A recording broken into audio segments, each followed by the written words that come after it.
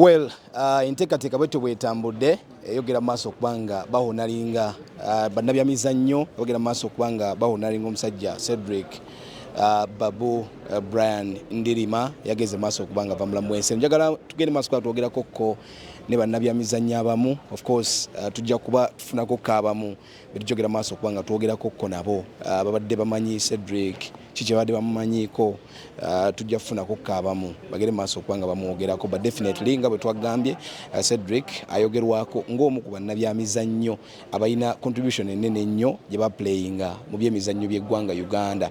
Of course ab'emikwano abooluganda abasinga bonna bazze wano kyenyinza ogera maaso okubanga mwogerako, era bangi bageze maaso kuba bawonalinga Cedric Babu Ndirima. Nkugambye yali musaale nnyo mu kuba nti ayambako nnyo abantu ba long tennis ogera maaso kuba batuukiriza ebiruubirirwa byabwe, nga bw'olaba family egenda maaso okubanga efuluma taata awadde speech ebadde so emotional, naye ageze maaso okubanga ayogera ku mutabani we Cedric Babu Ndirima. So yo taata Captain Francis Babu agenda maaso okubanga afuluma wano awabadde bannabyabyemizannyo bonna badde bakuŋŋaanidde ogera maaso okubanga boogera ku Cedric Babu.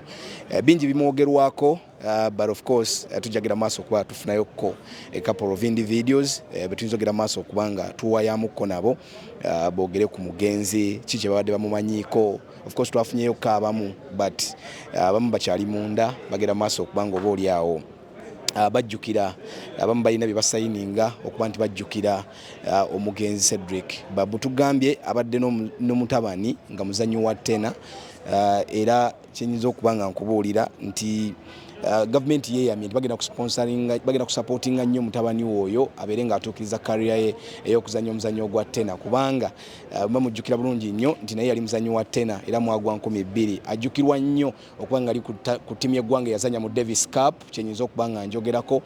Ttiimu eyo yaliko ba legend nga John Oduke eya 2000.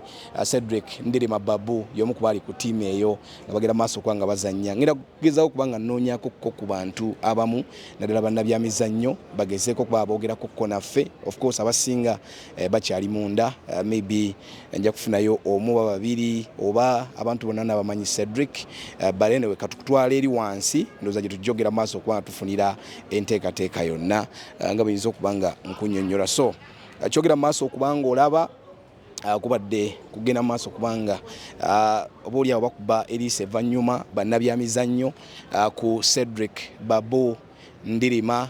Omusajja oyo yagenda maaso okubanga akolera tennis, kuba nga bwegambye nti teyakoma bukomi kumwagala, yamuzannya, yamutendeka, amupromotinze, ebisinga byonna ageze maaso okubanga abikola. So kibi nnyo, kibi ddala kyensobola okubanga nkutegeeza. Ngenda kufunayo a couple of bannabyabyemizannyo abajja okwogera ku Cedric Ndirima Babu kwebyo byageze maaso okubanga akolera omuzannyo guno ogwa tena mu ggwanga Uganda. So we are live on Salt, kyenyinza okubanga nkubuulira, era njagala kuba nti njogerako ko n'abantu abamu wano basically kiki bayinza okubanga boogera kuba boolaba wano. Of course waliwo Secretary General National Council of Sports, waliwo aba Uganda Olympic Committee.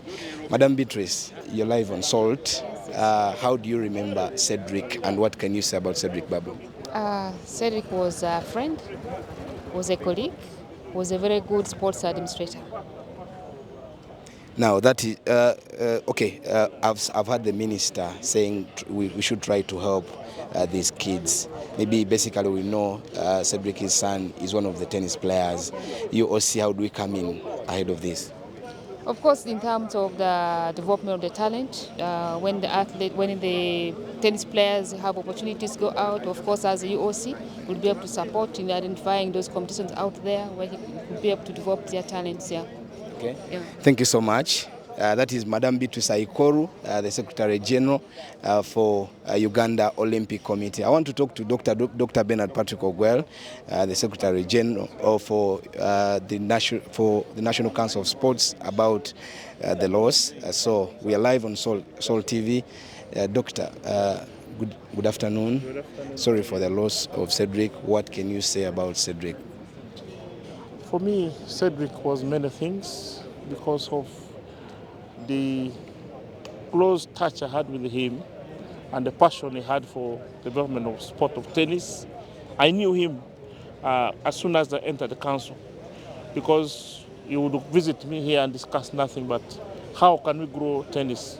But when you look at his contribution as an athlete, as an administrator, as an icon, he has left many things to be admired.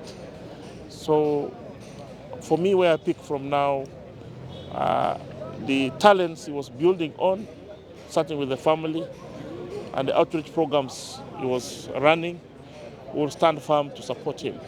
We have missed a very, very unique person who was a man of few words but action. If you want to disagree, he will always tell you, this is my opinion. He was very open and focused.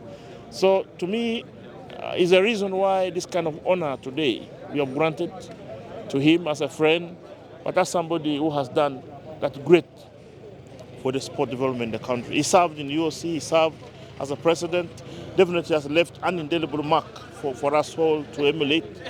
And besides that, he was a good mobilizer. And if God had given him more time, we had other big event. He had given me a proposal for a very unique stuff to be organized here in memory of the Ugandan great athletes. And we are working with him behind the scenes, but he has gone now. So to the rest of Ugandans, I think we have lost an icon, a mentor, and a unique person whose mind is about what can we do for the development of sport in the country. Doctor, Minister talked about helping the son realize his dream of becoming the best tennis player in the world, probably, and then about the infrastructure, naming, and then opening a tournament for Cedric, and then that means NCS comes in direct. How do we put this to place? Yes, that is something we shall support largely, because that is what we all want to achieve. We want to achieve greatness, we want to support initiatives that is aimed at talent identification and development. And certainly in terms of funding the programs which he has been doing, starting with his own child, Kellen, we have been doing this quietly. Many of the trips he has made, we have made a contribution. So we shall continue from where he has left. But now, to be very, very clear, we shall support him because he's among the top seed in the sport. And there is no way we would say we are developing sport of tennis and we leave him out of context. Okay. So definitely is something we are going to come in strongly and support. That is what I can say. Thank you so much, Doctor. My pleasure. Thank you for all Ugandans and sport family who have come to celebrate the life of Cedric with us at National Council of Sports. Much appreciation. Thank you so much. That is Dr. Bernard Patrick Ogwell for you. He is the Secretary General for the National Council of Sports, and we are trying to talk to a couple of people. Manyi olusi tukyusamuko ku lulimi kubanga tinjagala okutegeeza nti abamu teboogera Luganda, abamu bagira maaso kwa bawulira ennimi ez'enjawulo, so jagira maaso okubanga ozuulira ngezao okubanga njogerako ko of course n'abantu ab'enjawulo. Bola basaidi eno beba PLU Patriotic League of Uganda, abamu ku bo abageze maaso okubanga bajja okuba nti bahonaringa oba olyawo okuba nti bajjukira omusajja gwe bayita Cedric Ndirima Babu. Tutegeezeddwa nti Ndirima lyali linnya lya jjajjaawe libagira maaso okubanga bamuwa, naye nga amannya ge ye Cedric Brian Babu, then bamwongerako erya Ndirima erya jjajjaawe. Of course kyenyinza okubanga nkutegeeza nti bingi bikyagendera ddala mu maaso, era omulambo omubiri gw'omugenzi gwera kuba gugibwayo munda, kyenyinza okubanga nkubuulira, then gere maaso okubanga oba oliawo gutwalibwa. Naye I will continue speaking with a couple of people benna bansobodde okubanga njogerako ko nabo aboogera ku mugenzi, kyenyinza okubanga nkubulya Cedric ya contributinga kinene nnyo mu talent development naddala when it comes to Uganda, okusingira ddala mu muzannyo guno gwa tennis. So basically ajja kubanga ajjukirwa nnyo kubanga nga bwe nabagambye nti yakulirako omuzannyo gwa Uganda Tennis Association, omuzannyo gwa oyo lawn tennis. Cedric Ndirima Babu yagira maaso okubanga abakulira, then of course nga bwolaba enteekateeka bagira maaso okubanga bavaayo. Njakugezaho okubanga njogerako ko n'abantu ab'enjawulo. Maybe if I get a chance I will speak to a couple of people. Yes, Alan. may I say, may I have a word? My name is Abel. We are live on Soul TV. Yeah. Alan, you're one of the hobbies of Cedric. What can you say about him? He's my brother, not just an hobby. Yeah. He's someone I've known for most of my life. He's a great man. He lived for society. He lived to impact society. He touched many lives. He worked all the way to the very end to impact people's lives. Even when he passed away, when he fell sick, he was on a mission, a national mission. He cared about his country, he cared about his family, and great things, only great things can be said of him. Okay. Yeah. How should the public remember him? A good man, a man who cared about other people, a man who sacrificed his everything as much as he could. Just a good man who got along with everybody, regardless of their social placement. He got along with kids from Naguru go down and slums in Kampala city, but also with leaders across the country and across the world. So just a great, great man. Thank you so much. That is Alan Kasuja, as I can say, from the BBC pressman. Omanyina ge tujja kukyusamu ko ku nnimi ez'enjawulo naye nga bw'olaba omubiri gw'omugenzi, of course abaana nga bwogera maaso kwangula be batabani be basatu.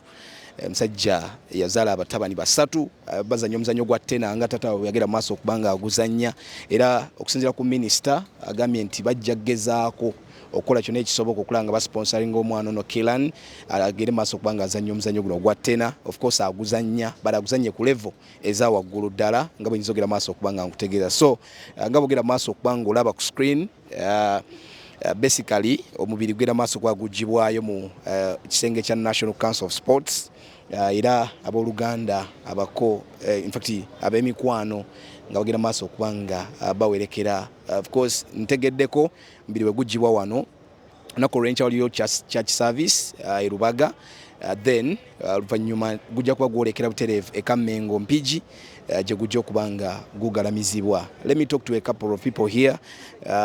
Of course njogeddeko ko n'abamu bannabyamizannyo, abamu emikwano gye nga bagenda maaso kuba describing Cedric nga bwe nyinza okubanga nkutegeeza. So Soul TV, we are live on ground, tugenda maaso kuba tukuwa updates ez'enjawulo, era tujja kwongera okuba tukuwa enteekateeka etali emu ezitali bbiri ku kuziika, enteekateeka zonna naye nga bw'olaba omubiri gw'omugenzi gugenda maaso kuba guteekebwa mu mmotoka, era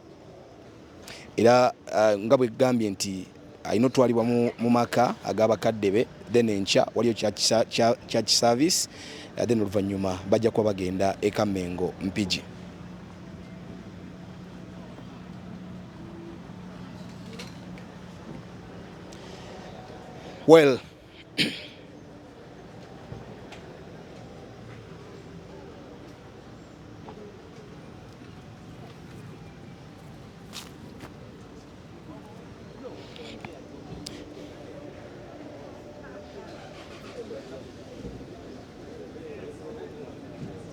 Well, it is bwetyo bwe tutambudde. It's been a pleasure. Tugeze maaso kwa tukutuusaako enteekateeka yonna nga bwe badde bannabyamizannyo ab'enjawulo nga bagenda maaso okubanga bakuba eriisa evvannyuma kwabadde mukwano gwabwe Cedric Babu Ndirima wano ku kitebe ekya National Council of Sports. Omukolo guno we gubadde. Njagala kusayininga out, nze Abel Kitaka nga mbadde ku ground wano e Rugogo. Mweraba. Download the Salt Media app from the Google Play Store and the Apple App Store.